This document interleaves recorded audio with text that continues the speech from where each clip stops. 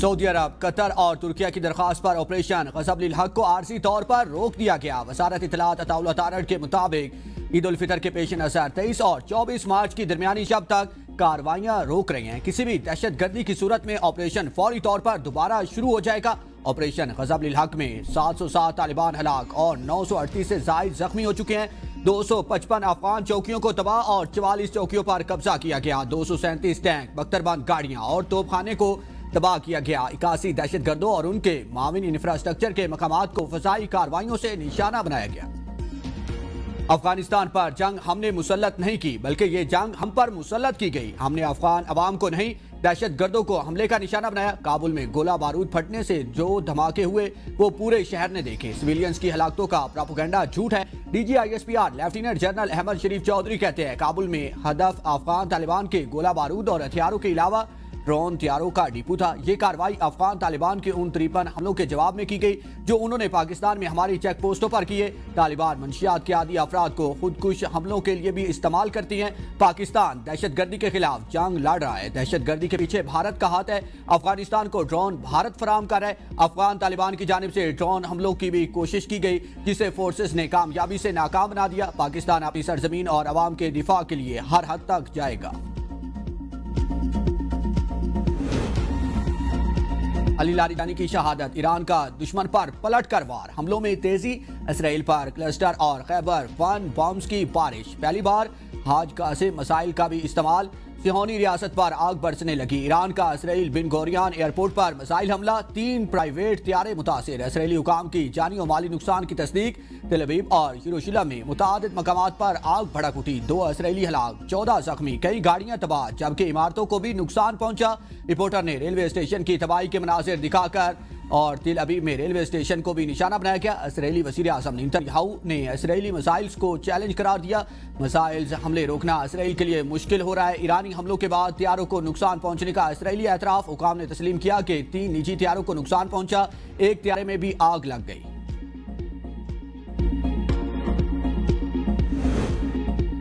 اسرائیلی حملے میں ایران کے وزیر انٹیلیجنس اسماعیل خطیب بھی شہید، ایرانی صدر نے تصدیق کر دی۔ ایرانی صدر کا 2 وزراء کی شہادت پر قومی سوگ کا اعلان، کہا کہ پوری قوم گہرے صدمے اور سوگ میں مبتلا ہے۔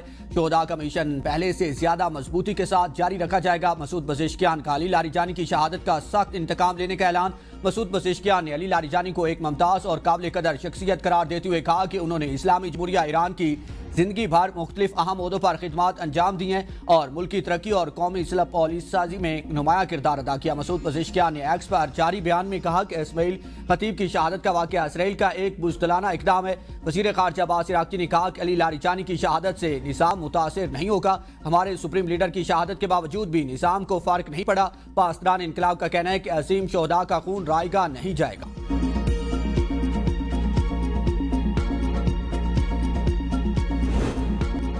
ایران کے خلیجی ملکوں میں امریکی اہداف پر حملے جاری، اماراتی وزارت دفاع کے مطابق ایران نے آج 13 میزائل اور 27 ڈرون حملے کیے۔ جنگ کے آغاز سے اب تک ایران سے داغے گئے 327 ballistic missile, 15 cruise missile, 1700 drones کو فضائی میں ہی تباہ کر دیا گیا۔ حملوں کے نتیجے میں مجموعی طور پر 8 افراد ہلاک ہوئے، جن میں مسلح افواج کے 2 اہلکار اور مختلف ممالک سے تعلق رکھنے والے 6 شہری شامل ہیں۔ سعودی وزارت دفاع کا کہنا ہے کہ مشرقی ریجن میں فضائی دفاعی نظام نے 2 بیلسٹک میزائل مار گرائے، 2 ڈرونز کو بھی تباہ کیا گیا۔ عراقی دارالحکومت بغداد میں امریکی سفارت خانے پر ڈرون حملہ، عرب میڈیا کے مطابق دفاعی نظام کی جانب سے ڈرون طیارے کو روکنے کے لیے کارروائی کی گئی۔ ڈرون طیارہ امریکی سفارت خانے کے احاطے میں جا گرا۔ ایرانی میزائل حملوں کے خطرے کے پیش نظر بحرین میں سائرن باز اٹھے۔ آسٹریلوی وزیر اعظم نے کہا کہ UAE میں آسٹریلیا کے فوجی اڈے کے قریب ایرانی میزائل گرا، حملے میں کوئی اہلکار زخمی نہیں ہوا، رہائشی اور طبی بلاک میں معمولی آگ لگنے سے نقصان پہنچا۔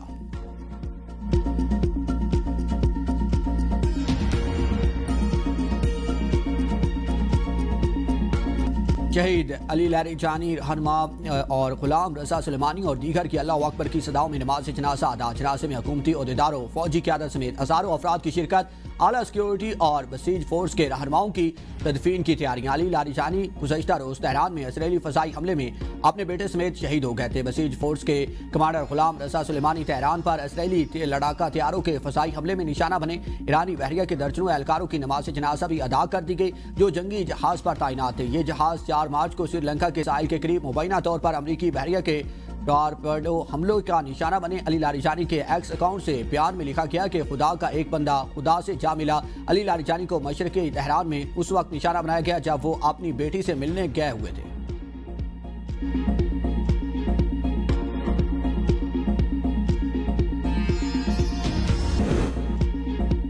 ٹرمپ کی ایک بار پھر ایران اور اس کے حامیوں کو سخت نتائج کی دھمکی۔ سوشل میڈیا پر اپنے بیان میں کہا کہ ایران کی موجودہ قوت کو مکمل ختم کیا جائے گا۔ ایران کے اثر و رسوخ سے فائدہ اٹھانے والے ممالک نتائج کے ذمہ دار خود ہوں گے۔ اس سے امریکہ کے غیر فعال اتحادیوں پر بھی دباؤ بڑھے گا۔ ایسا اقدام اتحادی ممالک کو زیادہ تیزی سے متحرک کر سکتا ہے اور انہیں عالمی معاملات میں زیادہ ذمہ داری لینے پر مجبور کرے گا۔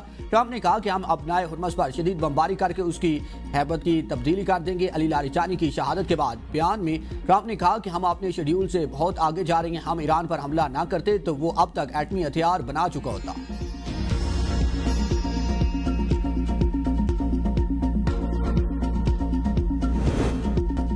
علی لاریجانی کی سیکیورٹی میں غفلت نے اسرائیلی انٹیلیجنس کو نشانہ بنانے کا سراغ فراہم کیا۔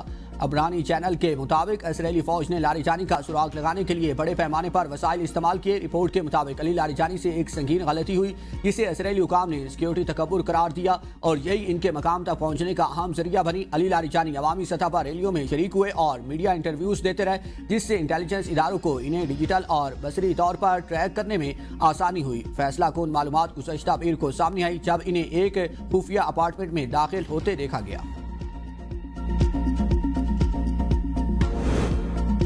بانی پی ٹی آئی کی متاثرہ آنکھ کے طبی معائنے کے لیے میڈیکل ٹیم کا اڈیالہ جیل کا دورہ۔ طبی معاون مکمل معاونے بشرا بی بی کی موجودگی میں کیا گیا۔ ٹیم میں ماہرین امراض چشم ڈاکٹر ندیم قریشی، ڈاکٹر عارف اور پروفیسر اختر علی بندیشہ سمیت 4 ڈاکٹرز اور طبی عملہ شامل تھا۔ میڈیکل ٹیم کمشنر اسلام آباد کی جانب سے عدالتی حکم پر تشکیل دی گئی۔ میڈیکل بورڈ کی جانب سے مکمل رپورٹ جلد چیف کمشنر کو پیش کی جائے گی۔ بانی پی ٹی آئی کو اسپتال منتقل کرنے یا نہ کرنے سے متعلق سفارشات بھی دی جائیں گی۔ وزیر اطلاعات عطاءاللہ تارڑ کہتے ہیں کہ بانی کے بچوں کو پاکستان آنے کی اجازت ہے۔ بانی کے بچے پاکستان آ سکتے ہیں، انہیں ویزے کی ضرورت نہیں ہے۔ عید پر بانی پی ٹی آئی کے بچوں سے بات کرائی جائے گی۔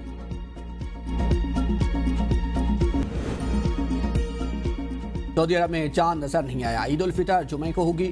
متحدہ عرب امارات میں بھی عید الفطر 20 مارچ کو منائی جائے گی۔ ترکیہ میں عید الفطر 20 مارچ بروز جمعہ کو ہوگی۔ سنگاپور میں بھی عید الفطر 21 مارچ بروز ہفتہ کو ہوگی۔ پاکستان میں شوال کا چاند دیکھنے کے لیے مرکزی زونل رویت ہلال کمیٹی کے اجلاس آج ہوں گے۔ مرکزی رویت ہلال کمیٹی کے چیئرمین مولانا عبدالخبیر آزاد اجلاس کی صدارت کریں گے۔ ماہرین فلکیات کا کہنا ہے کہ عید 21 مارچ کو ہونے حکومت نے بجلی مزید مہنگی کر دیا ہے۔ فروری کے بجلی بلز میں اضافی فکسڈ چارجز شامل ماہانہ 100 یونٹ پر 275 روپے، 200 یونٹ پر 300 روپے، 300 یونٹ پر 350 روپے اور ماہانہ 400 یونٹ تک کے نان پروٹیکٹڈ صارفین پر